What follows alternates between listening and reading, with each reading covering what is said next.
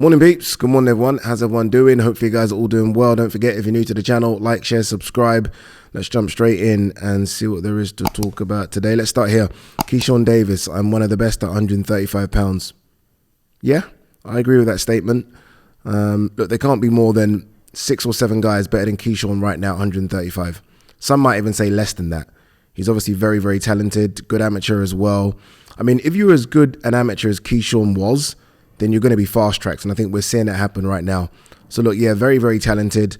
It is a deep division, though. There are some really good guys in the division, guys that maybe don't have the profile of Keyshawn Davis, where he might find himself being outworked a little bit, but he's clearly got the skills, clearly got the punch power, and I expect Keyshawn, depending upon who's got the belts, I expect Keyshawn to potentially fight for a world title back end of the year or early next. Again, if you're a good amateur and you've got the skills and you've got the mouth and confidence, you will be fast-tracked. And I expect him to be fast-tracked. Like he could be, and we hope he is, on a collision course with Andy Cruz. Like they are forever, because of the Olympics, going to be grouped together. So hopefully that happens. Can you imagine, by the way, the sparring that goes on between him and Shakur Stevenson, stablemates? Can you imagine that sparring?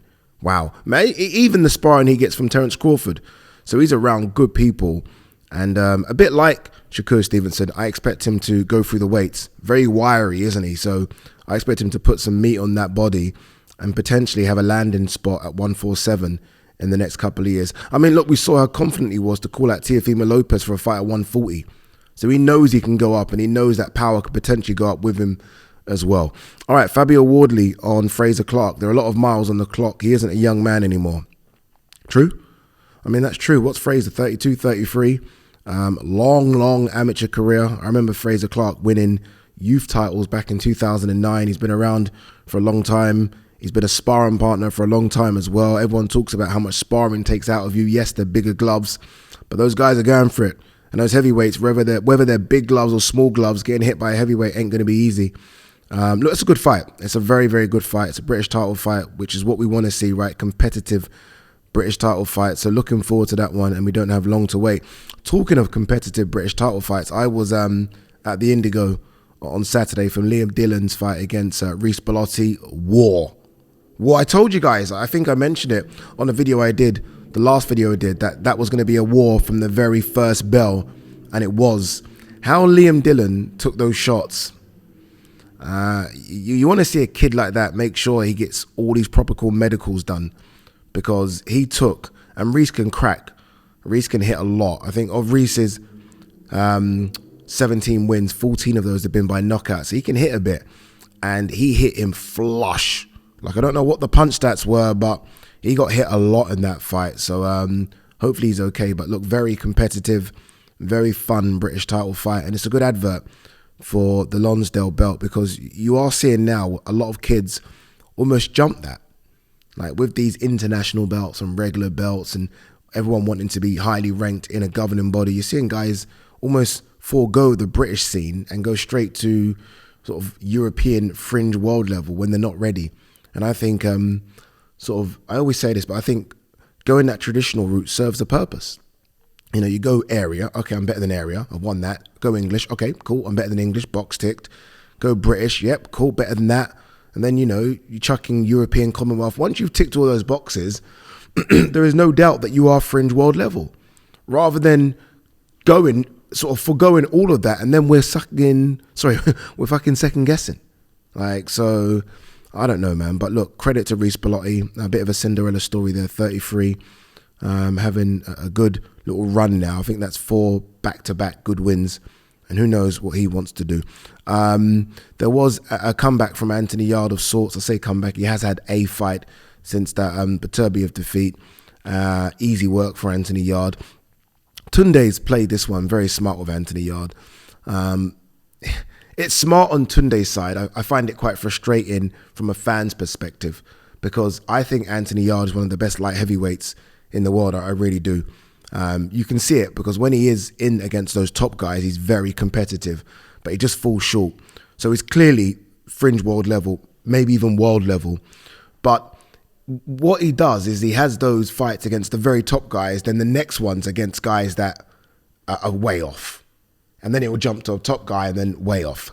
I want him to kind of be in there against a guy that's, maybe not your very, very elite, but at least a top 10 guy.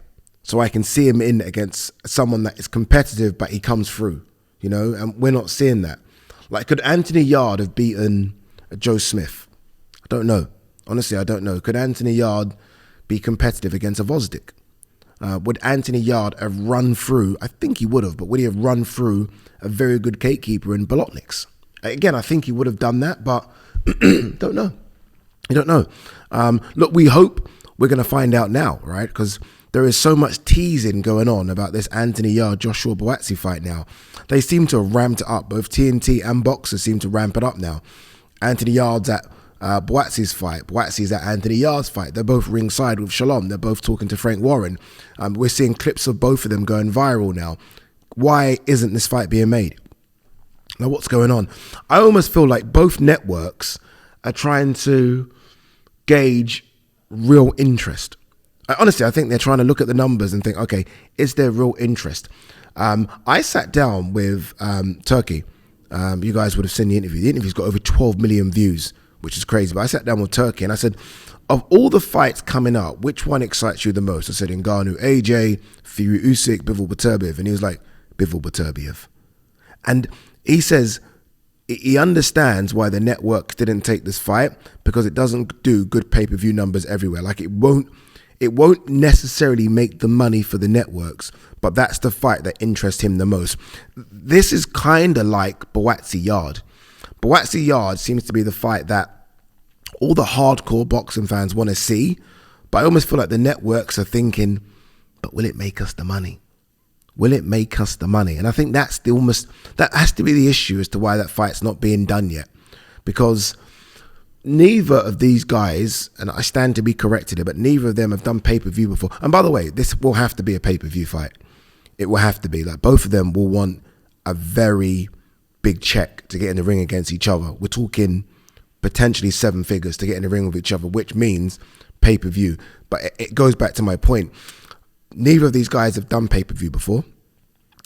I don't think, I'm trying to just go through my memory bank here now, I don't think either of them have sold out a big arena before. Am I right? I mean, I'm trying to think of, obviously Yarde fought Kovalev, but that was in Russia. That's Kovalev's fan base, isn't it? I don't know how many people would have fucking flown to Russia for Yarde, so that's Kovalev. Buatsi's biggest one would have been Richards Aziz. That's not O2 numbers. And Yarde's biggest one would have been Beterbiev. Again, not O2 numbers. So if you're a network, yes, you want to put it on, but there must be that small doubt in the back of your mind. Will it definitely sell out? Like, will I definitely get all the bums on the seats so I get good gate receipts at the O2 arena, right? I mean, you got to do it in London, 2 London boys. And then this is the risky one, because, by the way, you have to guarantee those their money. So you have to guarantee Yarde, he's 7 figures. You have to guarantee Buatsi, he's 7 figures to get in the ring with each other. But then you have to ask the question, will it do good pay-per-view numbers? And as much as I think, of course it will. Will it? Don't know. Will it? I think the build-up will. I think it's almost been 5, 6, 7 years in the making. I think people are desperate to see it. But will it do good pay-per-view numbers? And you can't say 100% yes, because neither of these guys have done pay-per-view before. Like, there's no guarantee with that. There's no guarantee. It's not like either of them have done pay-per-view and it's done like 150,000. So you can say, okay, look, the baseline's 150. If they're in against each other, double it, triple it.